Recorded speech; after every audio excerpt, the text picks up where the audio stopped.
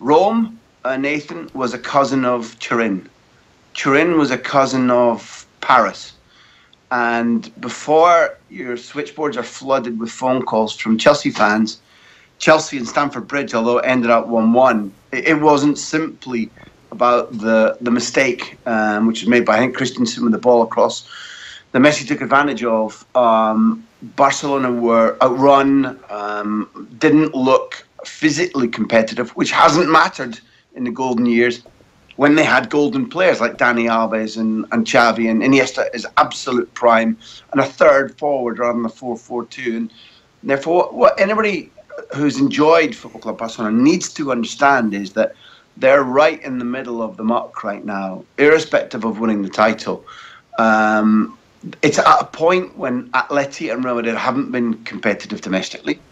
The point gap at the moment, 11 on Atleti, 15 on Real Madrid, is offering Barcelona's third equal highest ever points win in La Liga. Now, this is a Barcelona side which hasn't made the semi-finals of the Champions League, which didn't look like competitive in Rome, which could have gone out to Chelsea quite simply. And therefore, what I repeat is, at the moment, they are neither what they're trying to become, a hard-running, double-controlling midfielder, like a Premier League team, but with Messi, nor are they able to go back to the days where they've got fluent players in keeping the ball and pulling teams about and playing like Pep Guardiola's Manchester City, Nathan. So they're really in a deep philosophical crisis at the moment, and therefore to win the league and win the cup tells you a huge amount about the individual quality and the man management of Valverde. Last week, for example, Luis Suarez served up a hat-trick too, hat-trick of assists.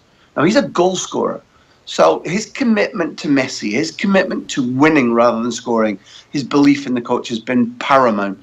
There's a really, really big phrase Iniesta offered in explaining why he's retiring. He said, I'm no longer able to give everything to this club, to be at my best. So it's time for me to walk away. He understands that although he wants to stay and his ability hasn't diminished, he's playing in a team where the ball is going to be moved about less well, less held, less intelligently. There's going to be a lot more running, and that's the thing he's not capable of, and that's why he's moving on. Cash in China aside. So if we talk about the title win, it's fine, and it sets up a Clasico this weekend where the Spanish title winners are playing what I think will be the three-time Champions League winners. Now, you two will have your opinions, but we're at a crossroads in what's regarded as great.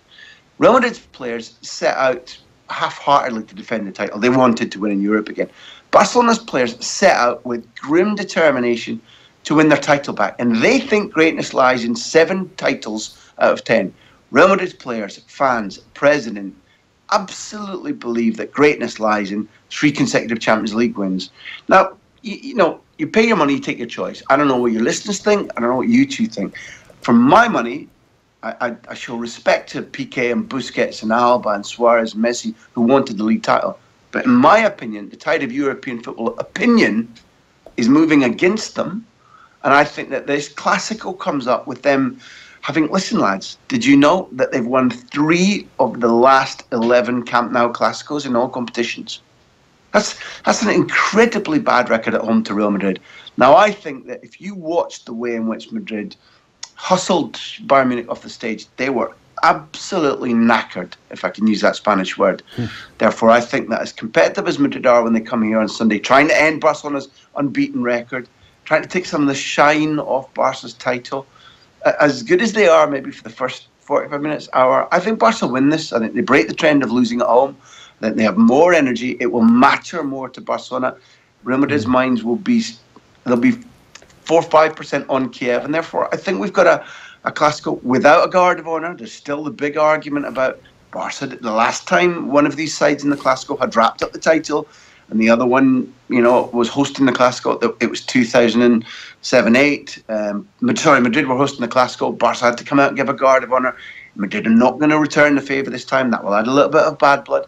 It's going to be a Sunday full of tension. It'll be full of other agendas. I bet you again, but it's the biggest game in the world because it's always full of good football.